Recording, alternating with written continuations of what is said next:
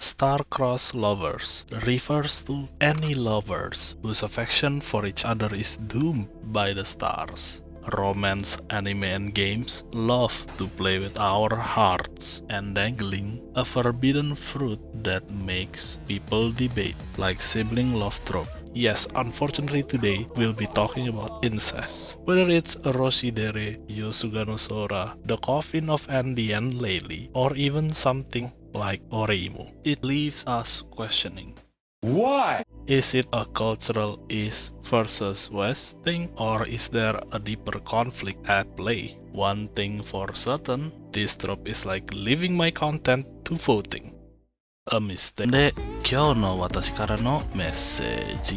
押し寄せてる波に反して今夜は会えるのかな待って夢の中で唱え続けたら逃げるユーフォリア目が覚めたらほら高まる胸に赤い回復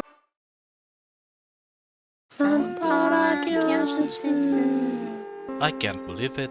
We've gone full circle. Only old-timers gonna know what this is about. Anyway, fuck the Kirei-chans because Yu-Gi-Oh got starting class. Oi, Makoto.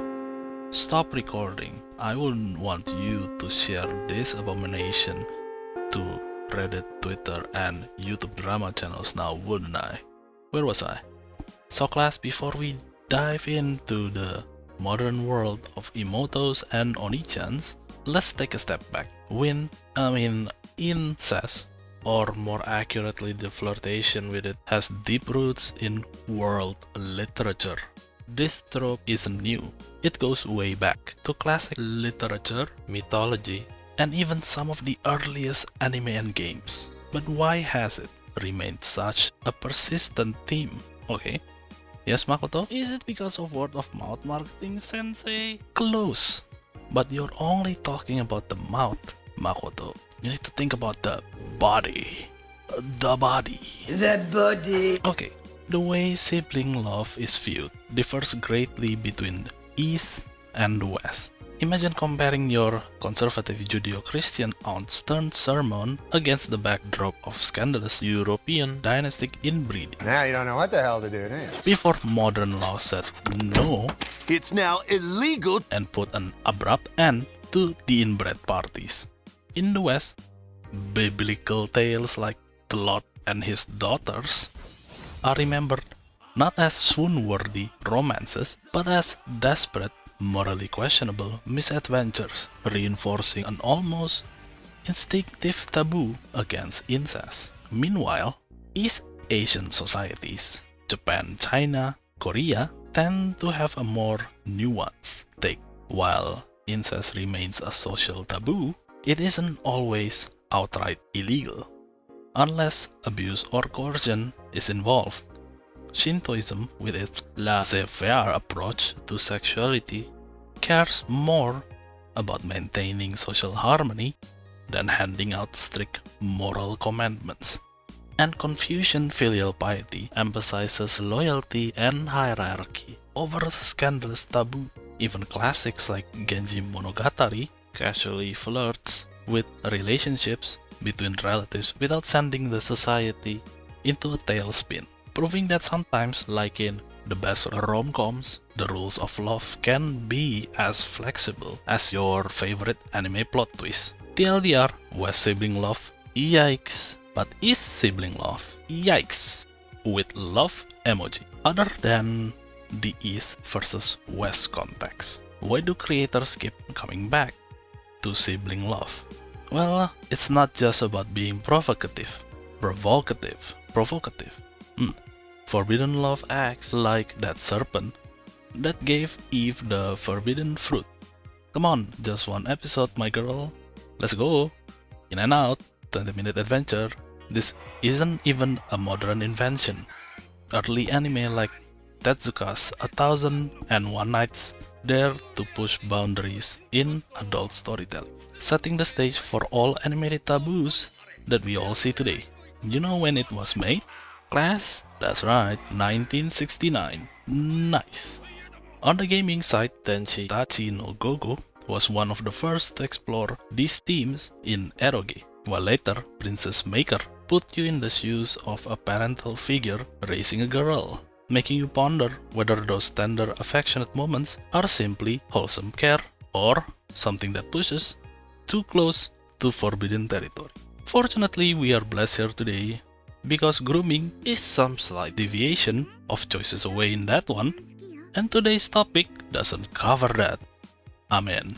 Now class, you're maybe more familiar with Oreimo, even though Kirino and Kyosuke aren't actually related. Wow, fake says, who would have thought? The series has you constantly debating whether it's a five-head ruse or just an awkward family dinner, gone delightfully off script. Anyway, anyone here's not a Kuroneko fan will get an Akaten, just so you know.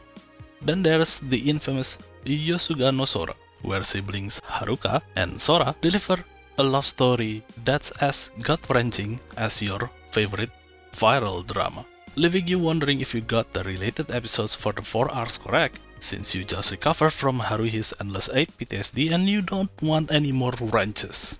And then the Coffin of Andy and Leyley takes sibling love to a whole new frontier, framing it as the core arc that forces you to balance family loyalty with personal desire. And what did we learn about West versus East class? Yikes! They killed their parents. I mean, well, not exactly killed. They used their souls as spoilers. Anyway, these narrative work because they mirror our own internal conflicts, our yearning for connection, clashing with societal no-go zones. It's like life's constant tug of war. On one hand, we crave that unfiltered, soul-stirring bond, and on the other, society warns us that some desires are strictly off-limits. These stories serve up a secret menu of forbidden treats.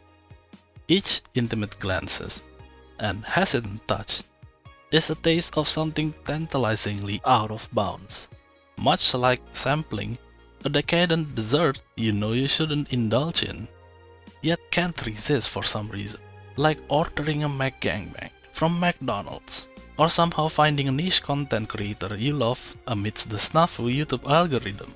They force us to confront our own hidden contradictions, making us wonder if our deepest longings might just be as conflicted and irresistible as the dramas unfolding on our screens. Loyalist versus rebel, angel versus devil. Okay, class dismissed. Remember to check your syllabus and do your homework. Next class is about girl failures. If you have any further questions, just come to my office because I'll be sleeping there.